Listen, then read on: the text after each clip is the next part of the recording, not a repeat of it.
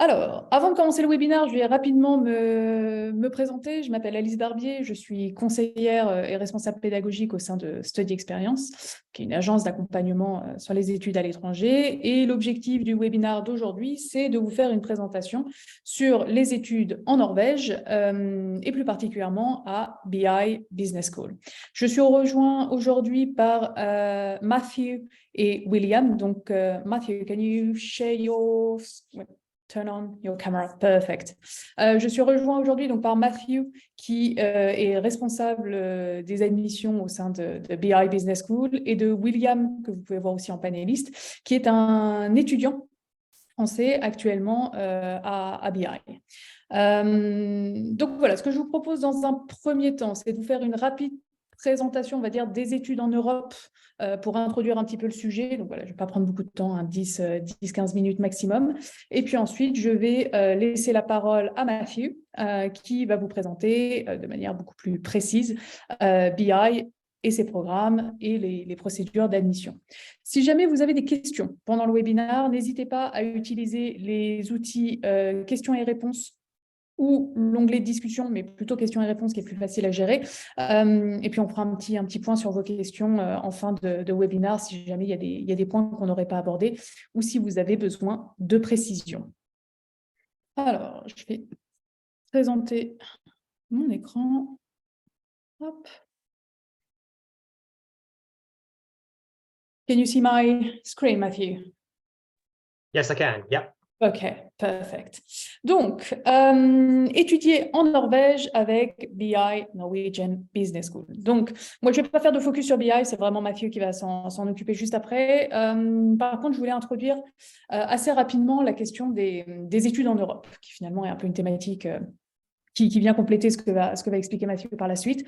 C'est vrai que depuis quelques années, et notamment suite au Brexit, on voit une montée en puissance des destinations européennes pour les étudiants qui souhaitent faire des études à l'étranger.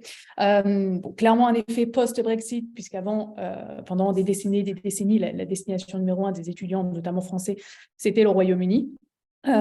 Et puis Brexit, augmentation des frais de scolarité, c'est vrai que de plus en plus d'étudiants ont cherché des solutions autres que le Royaume-Uni pour aller faire leurs études à l'étranger, et l'Europe est devenue un petit peu comme une évidence, et ce pour des raisons qui sont assez logiques, hein. Vous avez de très bonnes formations en Europe, des formations vraiment qualitatives et surtout qui sont peu onéreuses. Alors après, ça dépend bien évidemment des établissements. On trouvera toujours des établissements qui vont proposer des frais de scolarité qui sont plus élevés, mais en moyenne, vous pouvez tout à fait étudier en Europe pour moins de 10 000 € l'année, ce qui revient à peu près au prix d'une école de commerce française. Vous avez même des destinations où vous pouvez étudier pour 2 000, 3 000 € maximum. Donc, c'est vraiment, aujourd'hui, l'Europe est vraiment devenue un petit peu le bon plan des étudiants européens. C'est aussi une destination qui va proposer voilà, des pays et des destinations qui vont sortir un petit peu des sentiers battus. C'est vrai qu'il y a encore 20, 25 ans, un étudiant qui partait au Royaume-Uni pour aller faire l'intégralité de sa scolarité, ce n'était pas forcément ultra courant. Aujourd'hui, on voit de plus en plus d'étudiants qui vont faire toute leur scolarité à l'étranger, que ce soit au Royaume-Uni, aux États-Unis, au Canada, qui sont des destinations voilà, qui sont très prisées. Et mine de rien, aujourd'hui, pour un étudiant qui veut mettre une plus-value sur son CV, peut-être partir sur une destination qui n'est pas forcément hyper courante, l'Europe va proposer effectivement des pays auxquels on ne penserait pas initialement. C'est le cas de la Norvège, c'est le cas du Danemark, c'est le cas de la Suède. Enfin voilà, vous avez pas mal de destinations comme ça où il y a toujours eu des études internationaux, mais moins que sur d'autres destinations, et ça permet vraiment d'ajouter une certaine plus-value sur le CV et sur le projet professionnel par la suite. Les universités et écoles européennes sont aussi des établissements qui sont majoritairement plutôt accessibles. Alors, vous avez des établissements, bien évidemment, qui sont très difficiles d'accès et très élitistes, mais vous avez quand même une très grande majorité d'établissements qui sont tout à fait accessibles, tant d'un point de vue prérequis que d'un point de vue frais scolarité. Voilà, vous avez beaucoup d'établissements qualitatifs en Europe où ils vont demander, par exemple, au bac aux alentours des 11-12 de moyenne, ce qui est tout à fait raisonnable. Tout simplement parce que là, il n'y a pas encore de surdemande sur l'Europe, donc ça reste des établissements qu'on peut intégrer, j'ai envie de dire, assez facilement. Mais j'insiste, et je l'ai mis sur la slide, pour le moment. C'est-à-dire que voilà, ça reste une question d'offre et de demande. Automatiquement, plus il y a d'étudiants qui vont vouloir postuler sur ces destinations, plus voilà, les prérequis d'admission vont forcément grimper parce qu'ils vont être obligés de faire des choix dans les étudiants qu'ils recrutent. Donc, c'est clairement le bon moment, la bonne période sur les années voilà, maintenant et les années qui viennent pour intégrer des universités européennes. Parce qu'aujourd'hui, clairement, c'est devenu le bon plan pour les étudiants qui cherchent des études à l'étranger et des formations qualitatives sur des tarifs qui restent raisonnables et avec des prérequis d'admission qui restent accessibles. Alors, vis-à-vis de la Norvège spécifiquement, je ne vais pas trop m'attarder dessus parce que Matthew va faire une présentation à ce sujet-là, mais ce qu'on peut flaguer comme point hyper important, c'est que déjà la Norvège, c'est un système éducatif qui est très performant et à tous les niveaux. Les pays nordiques, de manière générale, ont toujours été flagués, connus pour avoir un des systèmes éducatifs les plus performants au monde, et ce à tous les niveaux, que ce soit primaire, collège, lycée, université, etc. Enfin, voilà, ils sont vraiment pionniers dans le système éducatif. Donc, étudier en Norvège, c'est finalement s'insérer dans un des systèmes éducatifs les plus performants et profiter d'une expérience étudiante qui sera difficilement comparable. C'est aussi la possibilité de retrouver des cursus qui vont être 100% en anglais. Si vous allez à BI ou dans d'autres établissements en Norvège, vous en avez quand même quelques-uns qui vont proposer des cursus qui vont être 100% en anglais. Donc, la garantie de maîtriser l'anglais à la fin de vos études, mais pas seulement l'anglais finalement, parce que le fait d'aller étudier en anglais un cursus de business ou un autre domaine, mais dans un pays dont la langue natale n'est pas nécessairement l'anglais, c'est aussi en quelque sorte une garantie de maîtriser derrière une troisième langue. Parce que si vous passez 3, 4, 5 ans dans un pays voilà, typiquement qui parle le norvégien, vous avez quand même de grandes chances de maîtriser la langue du pays à la fin de votre scolarité.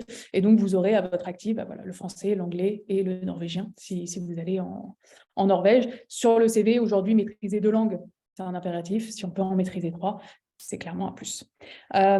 Autre point très important vis-à-vis de la Norvège, et c'est peut-être un point sur lequel on n'insiste pas assez, c'est la question de la reconnaissance des diplômes. On a un gros avantage en Europe, c'est que tous les diplômes sont reconnus puisqu'on a créé nos diplômes en commun grâce aux accords de Pologne avec ce qu'on appelle le système LMD, licence, master, doctorat, et notamment la création des crédits ECTS.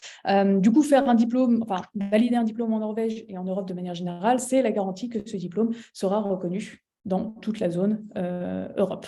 C'est une grosse plus-value, ça facilite grandement l'insertion professionnelle, mais aussi, pourquoi pas, la reprise d'études au niveau master, si on veut revenir en France ou aller dans un autre pays. Vous avez des reconnaissances de diplômes qui vont aussi exister en dehors de la zone euro. Si vous allez faire un diplôme aux États-Unis, il sera reconnu en France, il n'y a pas de souci. Mais généralement, vous avez des procédures administratives un petit peu plus complexe à faire pour justement faire les accréditations de diplômes et les équivalences. Or, en Europe, il y a un côté un petit peu automatique avec la reconnaissance des crédits ECTS. Donc, clairement un plus. Avant de laisser la main à Matthew, je voudrais juste faire un petit point, parce que c'est une question qu'on nous pose souvent, sur la différence entre les business schools et les universités à l'étranger. Puisque BI est une business school, donc on va faire un focus sur ce point aujourd'hui.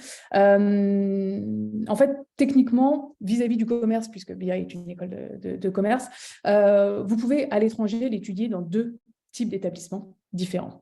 Vous avez d'un côté les business schools, qui sera un petit peu comparable aux écoles de commerce privées en France, et vous avez d'un côté les universités qui vont disposer de départements de commerce où vous allez pouvoir faire des cursus en management, en marketing, en finance, etc. Même si les objectifs de formation sont globalement les mêmes, vous avez quand même certaines spécificités et je voudrais voir un petit peu avec vous les avantages finalement d'étudier au sein d'une business school. Dans un premier temps, business school, c'est des établissements qui, comparés aux universités, sont généralement beaucoup plus petites. Forcément, elles ne proposent qu'un seul domaine d'études, donc vous avez une proportion d'étudiants qui est plus réduite. Qui dit établissement plus petit, dit généralement des classes qui sont plus petites, mais aussi un encadrement et un suivi de la part des enseignants et du staff qui va forcément être renforcé comparé à une université. Donc ça, pour les étudiants qui sortent du bac et qui cherchent un encadrement pour leurs premières études à l'étranger, clairement s'orienter vers les business schools, ça peut être un plus. Les business schools, c'est aussi des établissements qui sont spécialisés sur un domaine bien précis. Là où les universités sont généralistes, elles vont proposer des centaines et des centaines de cursus sur tous les domaines qui peuvent être présents dans une université. La business school, son focus numéro 1, c'est clairement les études de commerce. Donc, ça veut dire que tout est investi au sein de la business school pour former vraiment les étudiants sur un domaine bien précis. Et ça se ressent finalement dans l'expérience étudiante que vous allez avoir.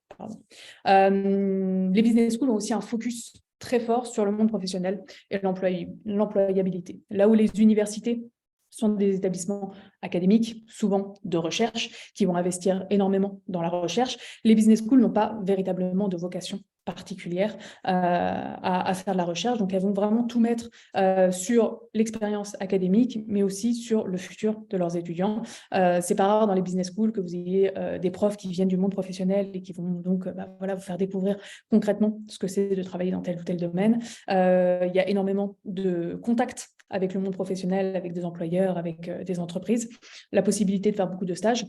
Bref, on est vraiment sur une vocation professionnelle via les business schools. Donc, pour les étudiants qui ont déjà un projet, on va dire, professionnel assez concret et qui veulent se lancer assez rapidement dans le bain du monde du travail, intégrer une business school, ça peut être un plus aussi.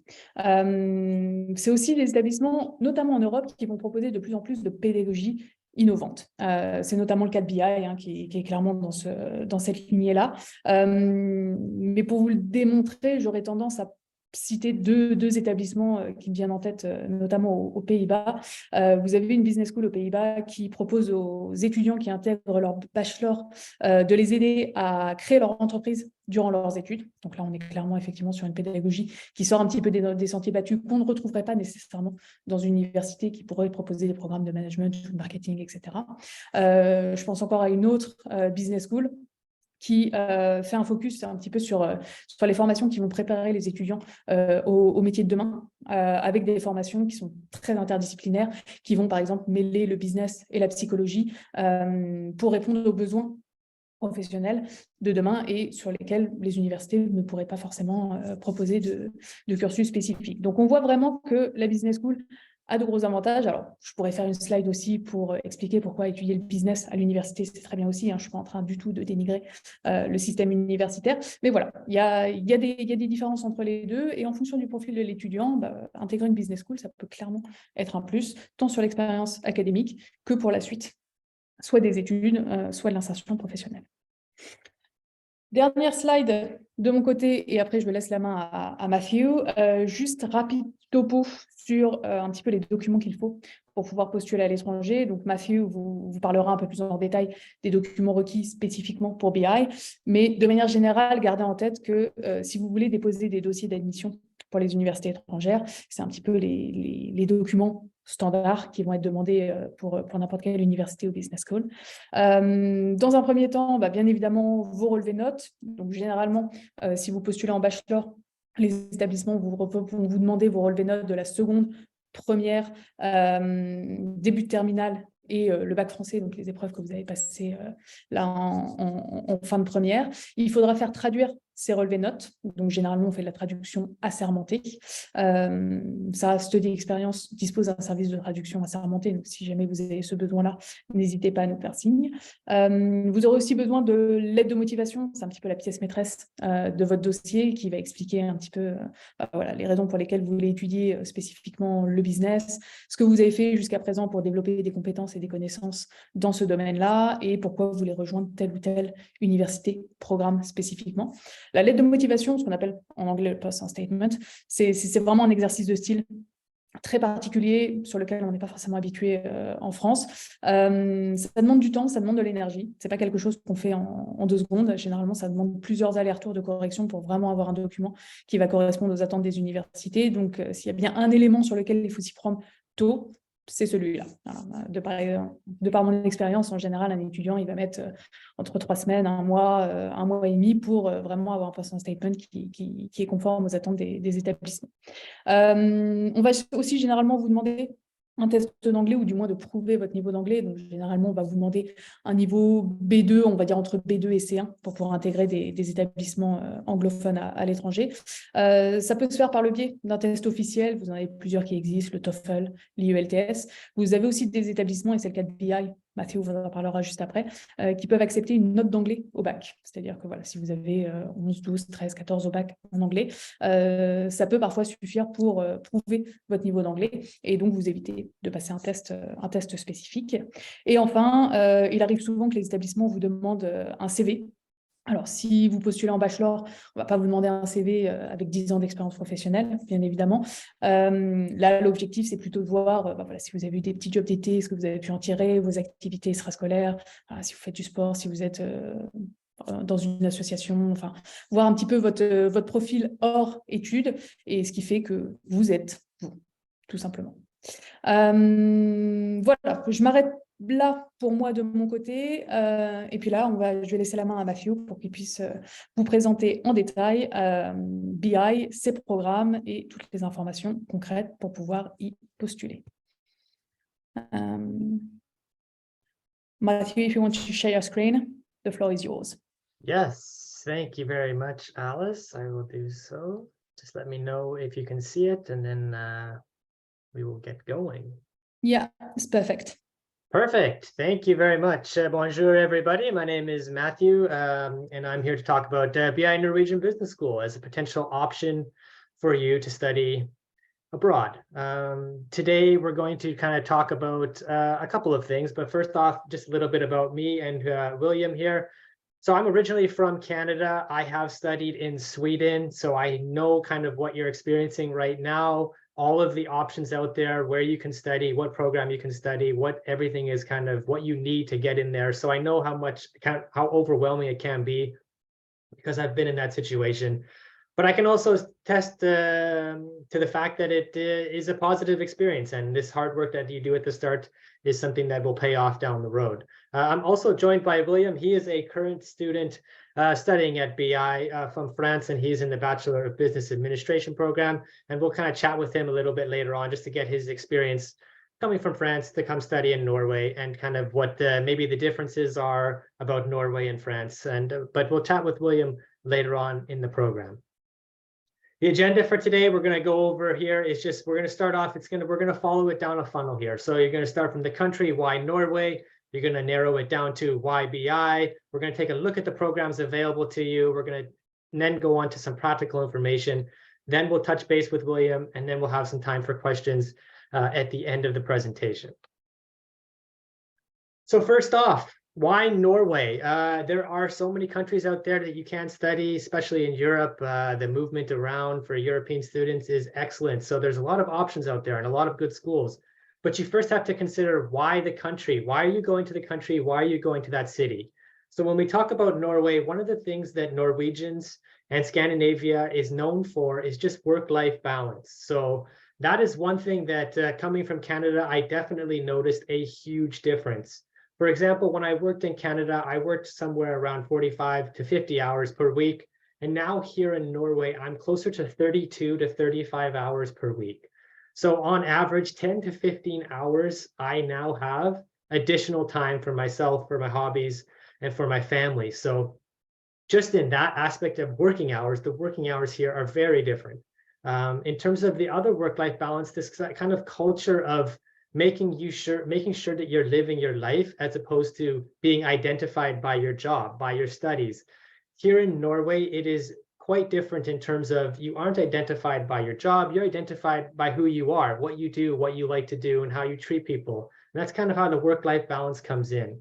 When you work for an organization here in Norway, they also kind of implement time off. They want you to take time off to kind of recharge. And this also extends to the student life as well. So on a Friday afternoon on campus, you probably won't see very many people on our campus because people have left for the weekend. In the winter, people go skiing. They go to their cabins in the spring and the summer. People are getting out and enjoying their life because they have the opportunity, because the work-life balance is so important to people here in Norway. So if that's something that's interesting to you, it's definitely worth coming here and seeing what it's all about, because you will see a little bit of a difference in terms of how much more importance they put on living your life. Another aspect of Norway is just the nature. So we have a couple of photos throughout the presentation that just display the nature of Norway. It is very different from other places. You can get most places that you want to see, whether it be the famous Trolltunga hike, which is on the screen right now. You can go there by bus, by train. There's public transport options to get you there, and you can do the hikes. This is kind of something that is unique, I would think, to Norway in terms of have all of this beautiful nature surrounding us, whether it be the forests, the sea, the mountains, and they want people to go use it. So they make it accessible for everybody. So you do not have to have a vehicle. So when you look at Norway as a country, you like being outside, this is an excellent place to be, because Norwegians have a mantra that there's no bad weather, only bad clothing. And what that basically boils down to is that any time of the year, you will see people outside enjoying the outdoors, enjoying the nature that surrounds us. In fact, just yesterday, last night, here in Oslo, up by campus, we heard from some international students that they could actually see the Northern Lights, because there was a kind of a phenomenon going on yesterday around Northern Europe, that you could see it in the cities. It was that strong. So just the nature is kind of different. You're up here in the north of Europe, but you're seeing things that maybe you don't get the chance to see elsewhere in Europe. So when you look at country, that's kind of what Norway is bringing on the surface level. As we dig down into Oslo, the capital city of Norway, where the campus is, English is spoken all throughout the city here. So there is no language barrier when you're coming to study abroad. So it's kind of nice. So you're not limited to what you can do day to day. People can communicate with you. People will communicate with you. So in terms of buying groceries, going to the doctor, you can do all of that in English. You do not have to speak Norwegian to get by day to day here.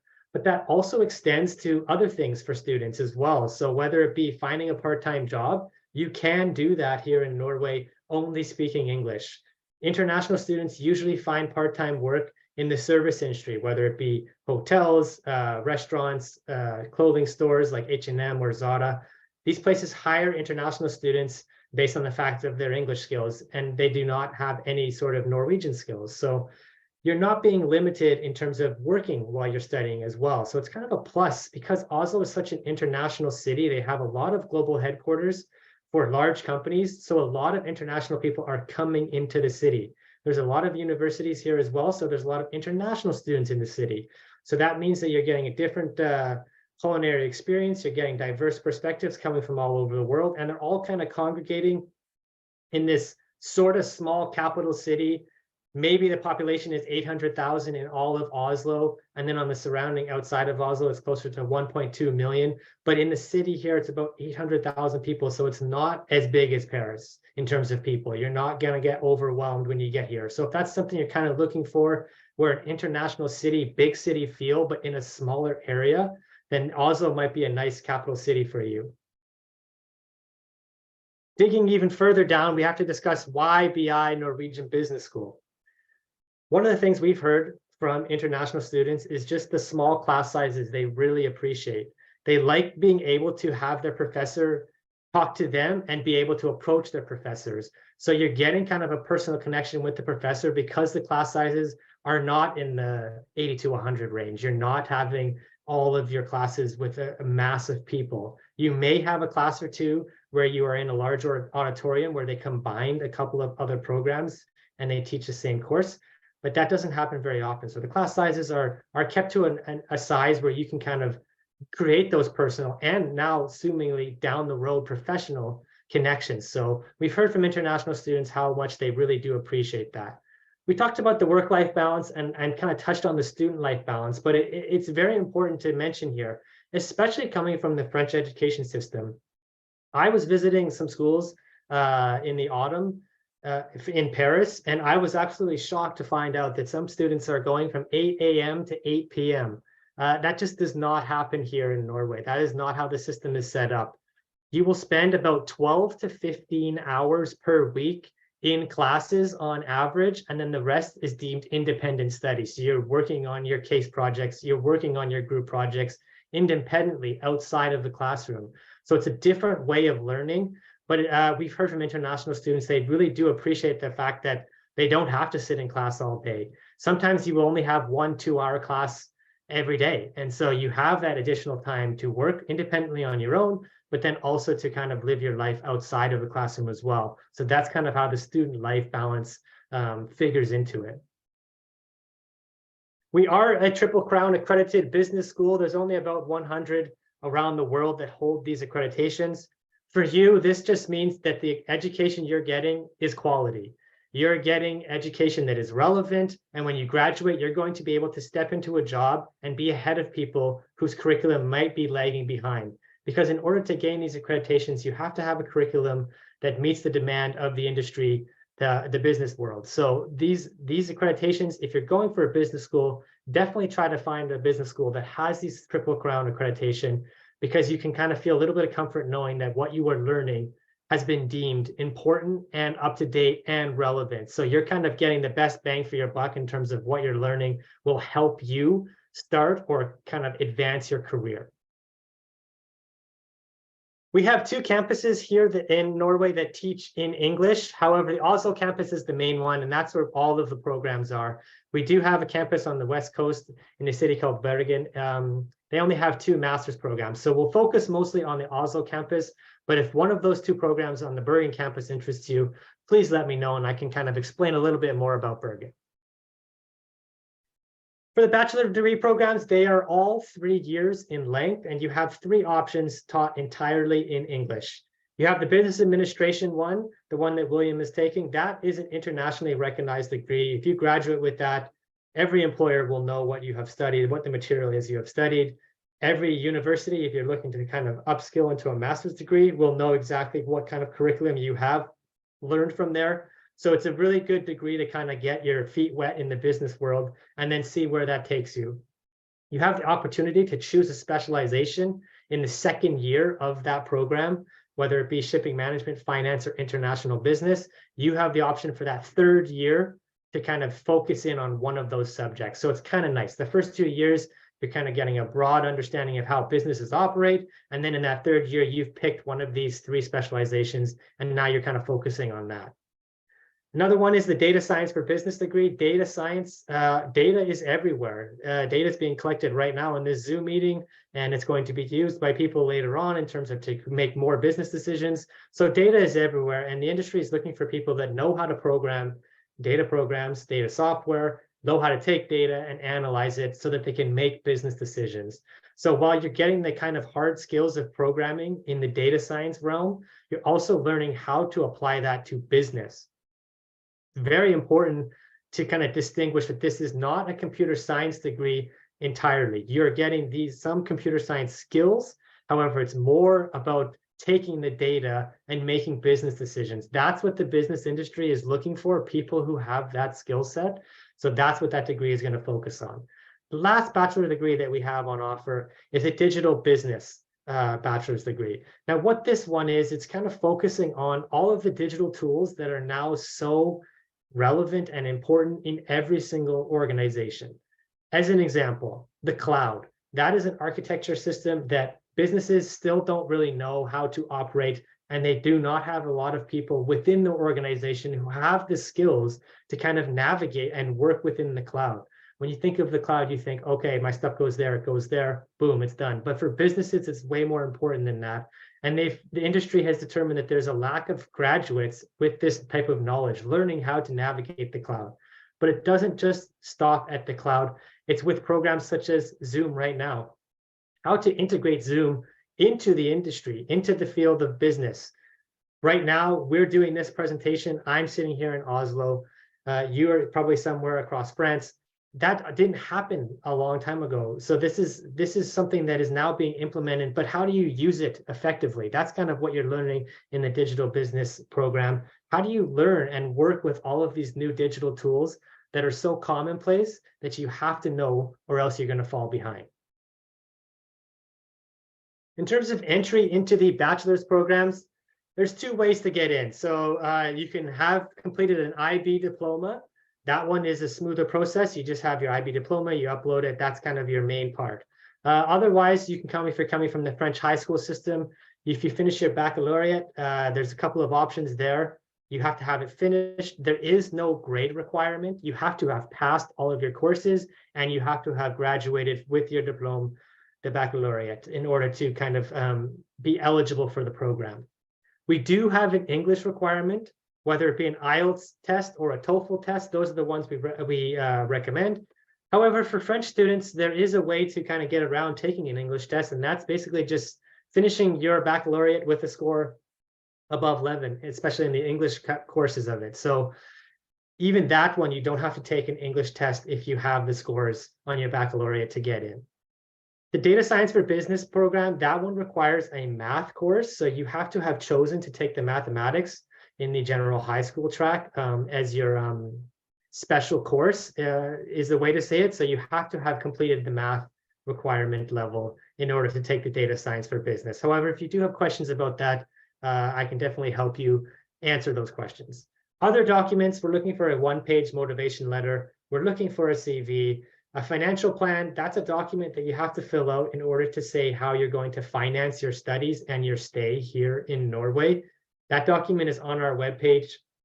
Very simple to fill out. You just kind of put where your money is. You don't have to provide a bank statement or anything like that. And then we do also require a scanned copy of your passport. One thing to note is that the transcripts and diploma have to be translated into English. Most schools will do this, but if your school does not do that, then you have to get a certified translator to translate that stuff into English. Quickly, I won't go over all of the master's degree programs, but there's one thing to kind of highlight here in terms of the difference between a business school and a university. So on the left-hand side of the screen, we have what are called specialized master's degrees. Those are for people who know what field they want to go into, and they want to focus and upskill within that industry. So for example, if you want to become an expert in data science, you could upskill a data science or computer programming bachelor degree and get into a data science for business master's degree. That's because you know that you want to work in data science and you want to have companies essentially coming to you because you have that skill set. So that's on the left side. Those are all specialized masters. On the right side, we have our Masters of Science in Business program. Now, what this is a general management degree with a specialization in one of those 8 major subjects.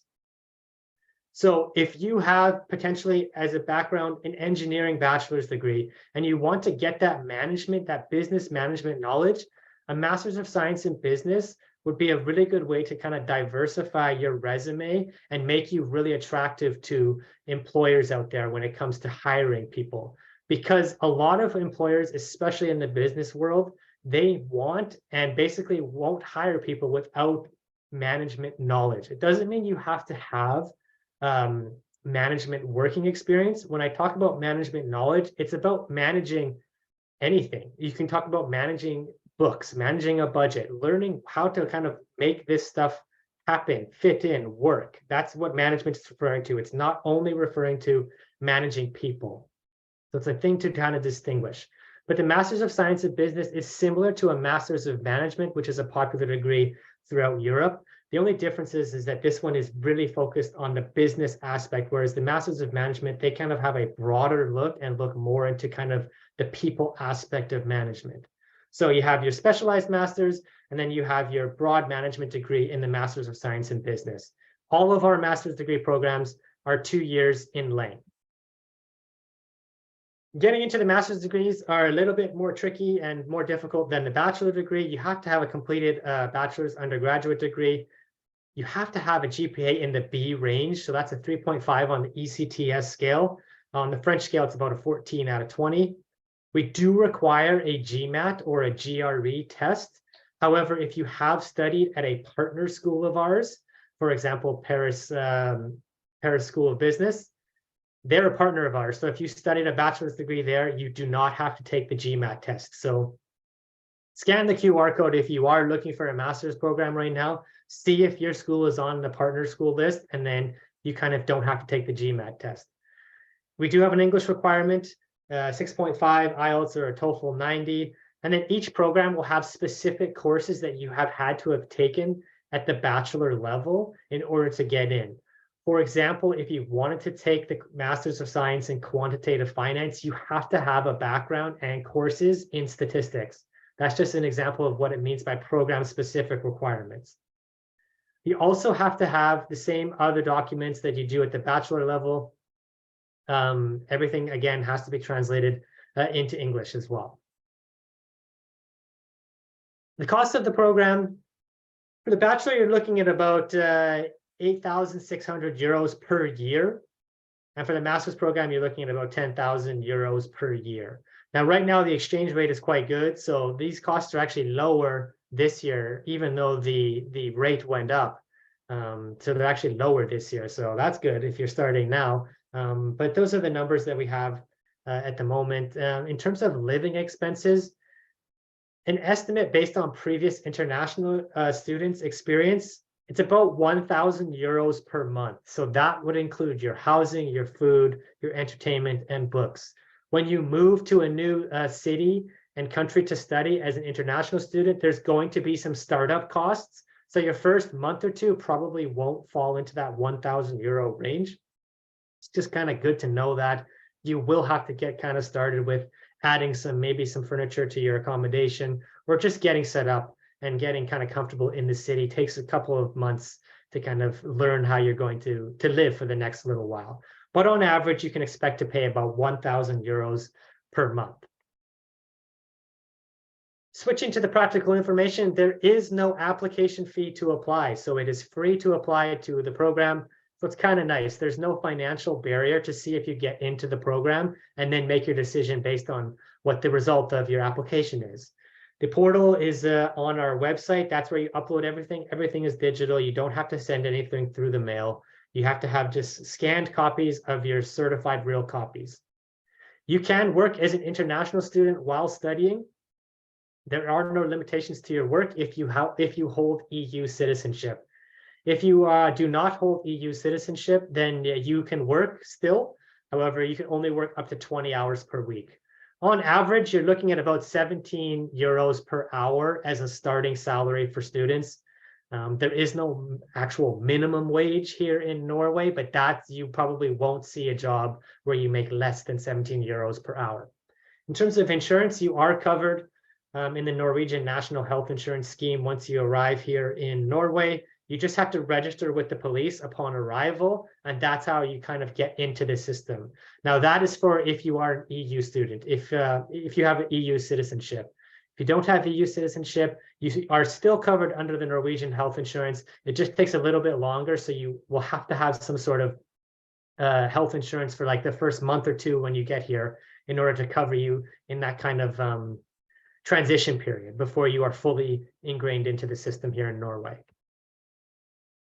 One of the biggest pluses for you as a potential student to coming to study here at BI is guaranteed housing. So we guarantee that you will have a place to live, accommodation, once you arrive here in Norway, if you apply before the application deadline. So it's a really big plus. There's a lot of schools now and a lot of areas in Europe specifically where they're having a hard time finding students accommodation. Here in Norway, that is not an issue. In BI, we have a lot of guaranteed housing rooms with the housing providers here, so you will have a place to live.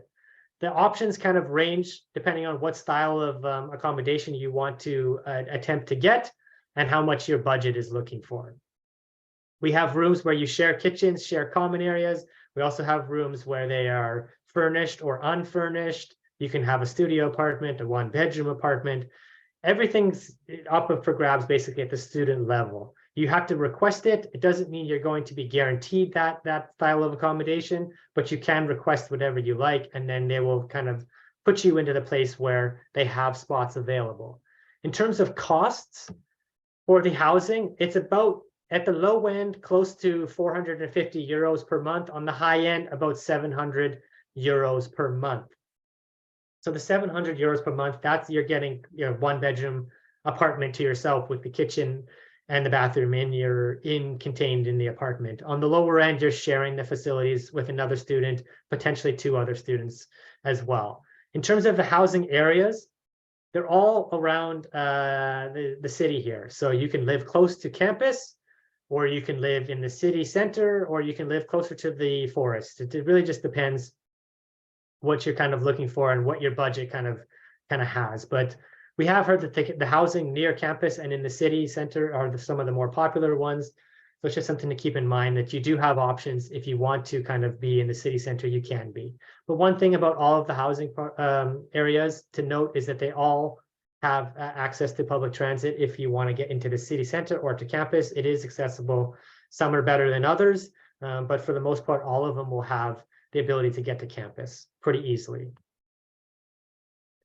The environment here at campus, you have about 200 partner schools worldwide. what that means for you is that there's going to be international students coming from all over the world on exchange, coming to campus. So you're going to get those diverse perspectives. You're going to meet people that you might not have a chance to meet, because there's about 16,000 students on campus. Well, not on campus, but studying at once. So you are going to kind of be exposed to a lot of different nationalities, but also there is a healthy portion of Norwegian students as well. So you're going to get a nice mix of the local population, but then also you're going to get that international flavor as well. All of our programs have the opportunity to do an internship or an exchange semester, or you can choose to do electives. So that's kind of nice in terms of you being able to customize what you want to learn and learn within your degree.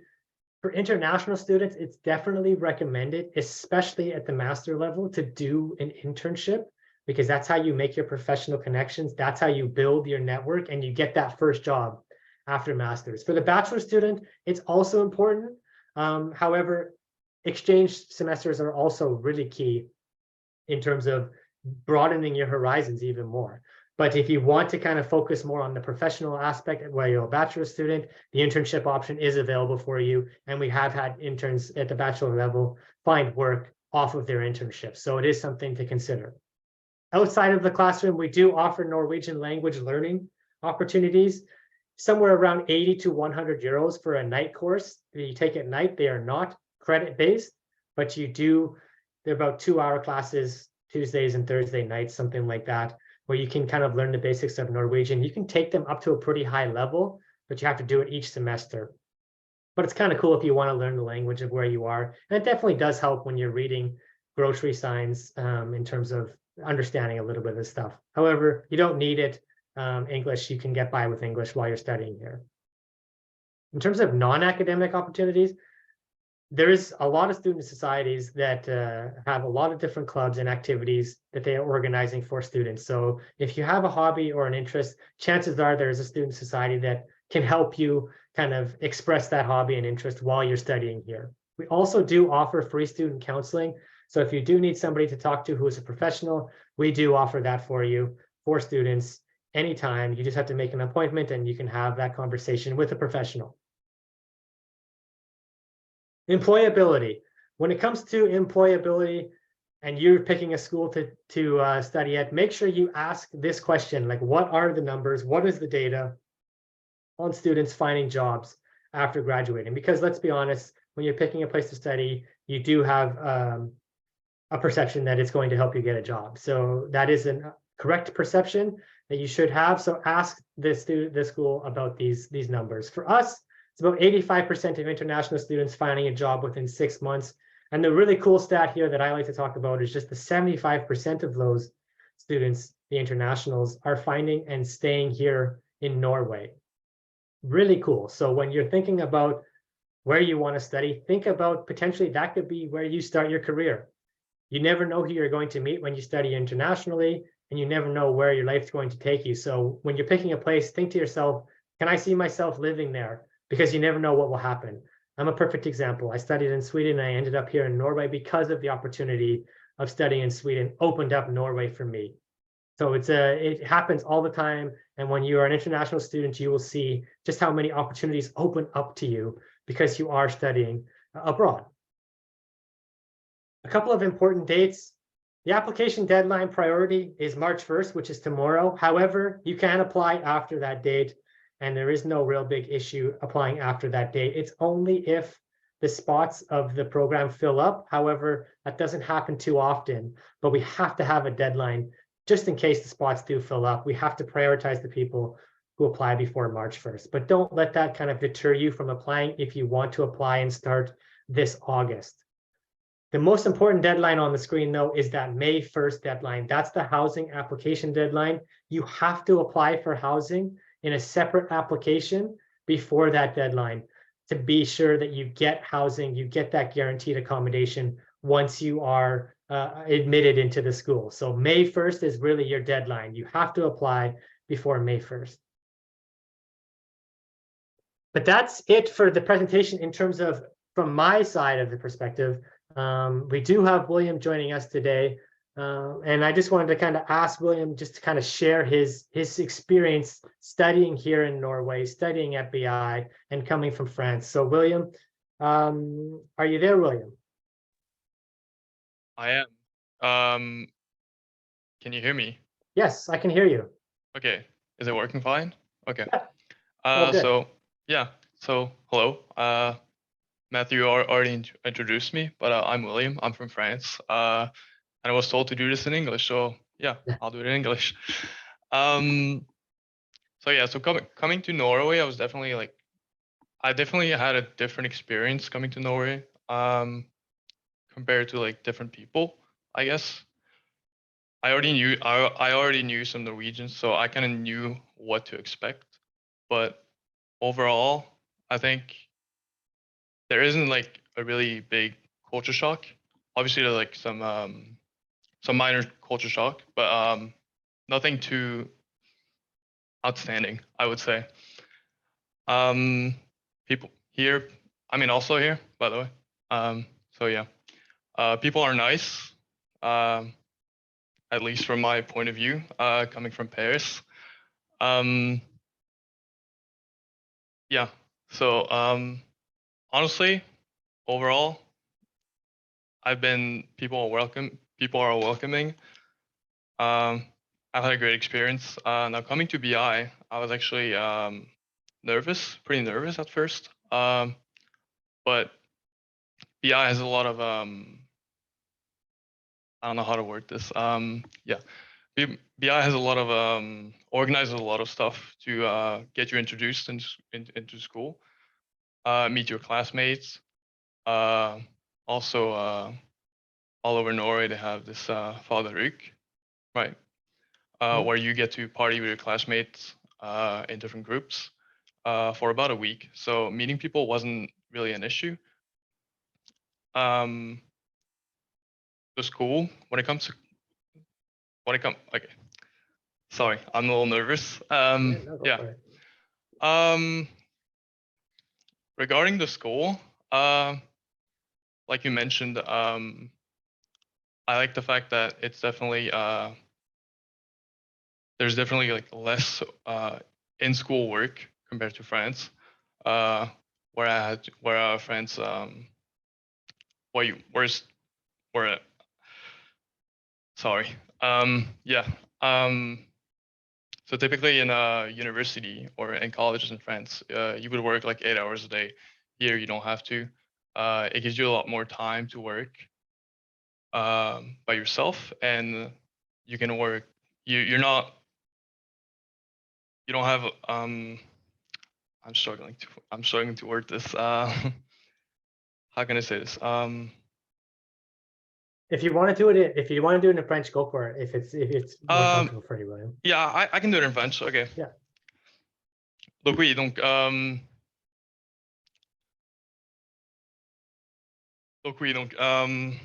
désolé. Sorry. I need a transition. Yeah. Oh my god. Donc oui, donc comparé à la France, je trouve que le fait d'avoir moins de temps en cours permet de plus se concentrer sur sur ses études soi-même et en fonction de mes besoins, en fonction de vos besoins. Si vous avez besoin de travailler plus, d'étudier plus, du coup vous avez le temps, vous n'êtes pas imposé 8 heures de cours par rapport en France. Donc on peut vraiment travailler à son rythme si on en dépendant ça dépend de nos besoins, exactement. J'ai énormément de mal à formuler en français. Mais oui, l'école organise énormément d'événements pour rencontrer ses classmates. Et je trouve que en général, j'ai eu je me sens beaucoup mieux ici qu'en France. Et je pense que j'ai pas. Si vous avez des questions, je pense que Alors, moi, j'aurais peut-être, alors, je vais remettre ma caméra. Déjà, merci William pour ton expérience. J'ai beaucoup J'aurais bégayé. peut-être une question complémentaire. Quand tu as postulé à BI Business School, est-ce que BI, c'était un choix évident pour toi? Est-ce que tu as postulé dans d'autres universités aussi? Enfin, qu'est-ce qui t'a fait en fait choisir BI? Comment tu as connu BI aussi? Enfin, quelle était un peu la réflexion derrière tout ça? Alors, j'ai postulé uniquement à BI. Mhm. J'ai vraiment pas postulé à d'autres écoles et j'ai choisi la Norvège parce que comme je l'ai dit, je connaissais des personnes qui vivaient ici et notamment une personne qui a étudié à BI. Mhm. Donc c'est comme ça que j'ai fait la connexion avec l'école. Et au niveau de au niveau de postuler, j'ai donc postulé après la deadline, Mhm. ce qui n'a posé aucun problème et tout s'est bien passé. Enfin, Et là, tu es en quelle année de BBA? je suis en première année. Première année. Donc là, ça fait 6 mois que tu as commencé et tout se passe bien. Oui, tout se passe bien. Oui. Impeccable, super. Je vais regarder si on a quelques questions. Alors, si vous avez des questions à poser, donc soit à William, soit à moi, soit à Matthew, n'hésitez pas à les poser soit avec l'outil questions et réponses. Je vois qu'il y en a déjà eu quelques questions auxquelles Matthew a répondu directement dans le chat. Si vous avez d'autres questions, n'hésitez pas. Je vais vous laisser 5 petites minutes, soit pour les taper. Sinon, vous pouvez aussi lever la main. Normalement, vous avez un onglet lever la main et comme ça, je vous ouvre le micro et ça vous permet de poser vos questions en direct si vous préférez. D'ici là, moi, j'aurais peut-être quelques questions pour Matthew. Matthew, I might have a couple of questions for you before people Yeah, absolutely. head on. First question is regarding internships and exchanges. Can students do this at any time during their BBA, so first year, second year, third year, or is there a specific time when they can actually go for internship or study abroad? Yeah, so it's in the second year going into the third year. So there's a little bit of flexibility at the end of the second year going into the third, but it'll be at the second year for the most part. All right, perfect. William, I can see that you're typing your Yes. answer to Mary, but maybe you can answer directly. So basically, Mary is asking if you are part of any student association, donc si tu fais partie d'associations étudiantes au sein de BI. Non, je ne fais Non. pas partie d'une association étudiante, mais ils offrent une étudiante, notamment BISO, que Mathieu n'a pas mentionné, je crois. Et non, je ne fais pas partie d'une association étudiante et la vie étudiante est vraiment, comme je l'ai dit, c'est vraiment, on a énormément de temps pour nous, en fait. On n'est pas trop restreint par les cours en présentiel, du coup. Et tu confirmes effectivement qu'il y a des associations étudiantes dans vraiment tous les domaines, enfin voilà, pour peu importe un petit peu la passion qu'on a, Oui. on peut trouver un petit peu son bonheur. Oui, bien sûr. Ok. Personnellement, je n'ai pas trop regardé qu'est-ce qu'il y a les associations qui sont disponibles, mais j'en ai entendu parler et j'ai des amis qui font partie de pas mal d'organisations. Impeccable, super. Matthew, there's another question that popped up, but I'm gonna type the answer directly. But I might have another question between, could you tell me more about the difference between the Oslo campus and the Bergen campus? Is the Bergen campus smaller? I can see that it's only for 2 master's degree. What are the main differences between the two? Yeah, so that's a great question. So the Bergen campus is significantly smaller. But what is really good about the Bergen campus compared to the Oslo campus, especially for international students, is just the service that you do get as a student there in Bergen is way, way more personalized because they have a lesser student population. So you actually will get a lot of really good hands-on personal service.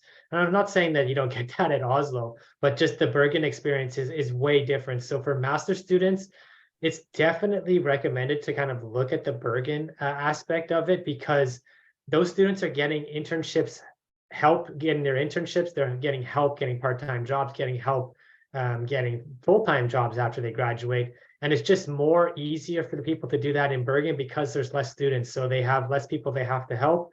And so you are getting that kind of service, that really one-to-one kind of service. And it's really unique in terms of higher education, because usually when you go to a university, you're kind of, you might be a small fish in a big pond. So the fact that you're kind of getting an opportunity to kind of have basically somebody assigned to you to kind of cater to all of your questions and your needs is really unique. But for the master's students, it's a really benefit in terms of getting your job kind of help right personalized for you. In terms of the campus, it's a beautiful kind of modern campus. All of our campuses are modern, and the campus is on the water there, and they actually have a beach out front. So it is a different kind of campus experience. But in terms of Bergen, the city as well, excellent student city, because it's a nice quaint town on the west coast of Norway on the sea. It's a different kind of feel too, because the buildings are all colorful, a little bit more older style European, whereas here in Oslo, they're more kind of modernized look. So it's a very different feel. But the Bergen opportunity, after having gone and seen what the international students have done there, is definitely something worth considering if those two programs do interest you. Good question. Thank you, Alice, for asking that. You're welcome. Thank you.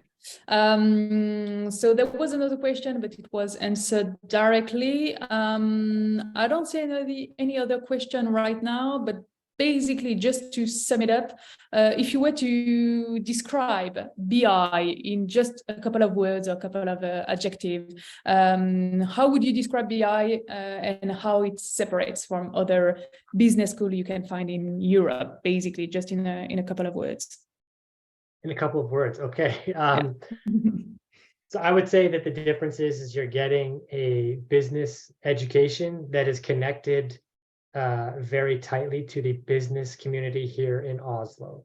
So you are kind of putting yourself ahead in terms of having those connections through the school into the field that you are interested in working. So the opportunities to work and find project work are, I think, a little bit better than if you were to go to, say, a bigger school in the US or in the UK, where you will get lost in the shuffle of people. So I think the connection to the community is an advantage when you study at BI.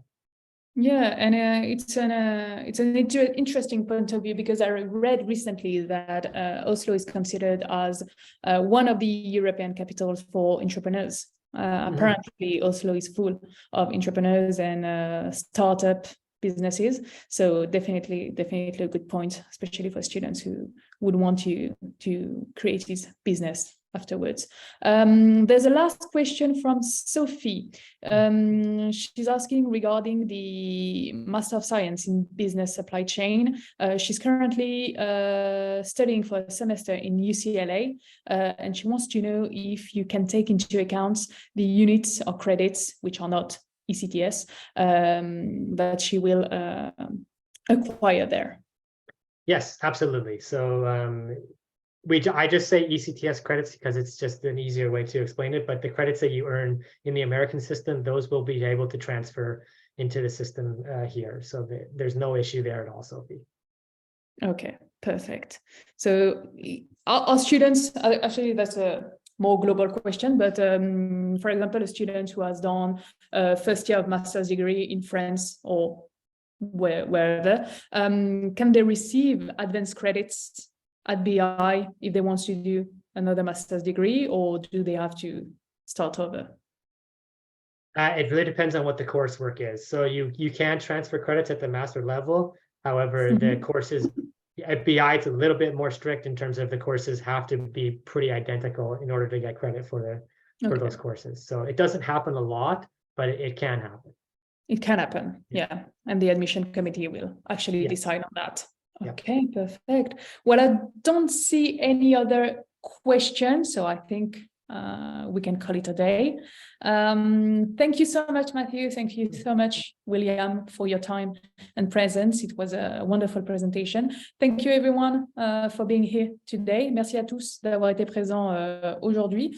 Si vous n'avez pas d'autres questions, on va arrêter le webinaire. Donc là, toute la conférence a été enregistrée. Vous allez la recevoir par mail et elle sera uploadée aussi sur notre site si vous voulez la revoir. Et vous aurez également accès à nos coordonnées si jamais vous souhaitez soit plus d'informations sur BI ou si vous souhaitez postuler, que vous avez besoin d'aide. Sachez que voilà, on travaille en partenariat avec BI. Notre rôle quotidien, c'est d'accompagner les étudiants qui ont un projet d'études à l'étranger dans leur procédure d'admission et les aider à rejoindre un petit peu les établissements qui leur correspondent et qui les font rêver de manière générale. Donc, si jamais c'est un projet que vous avez, que vous souhaitez postuler à BI, mais que vous êtes encore un petit peu perdu sur les procédures d'admission, n'hésitez pas à nous faire signe. Vous aurez toutes les infos et toutes nos coordonnées et on pourra sans aucun problème vous accompagner sur ce processus, que ce soit pour la rentrée prochaine ou une rentrée future. Je vous souhaite à tous une excellente soirée et je vous dis à très bientôt. Thank you, Matthew. Thank you, William. Well, I wish you a lovely evening. Excellent. Thank you very much, Alice, and thank you everybody for joining. Thank you. Have a good Bye-bye. night. Bye.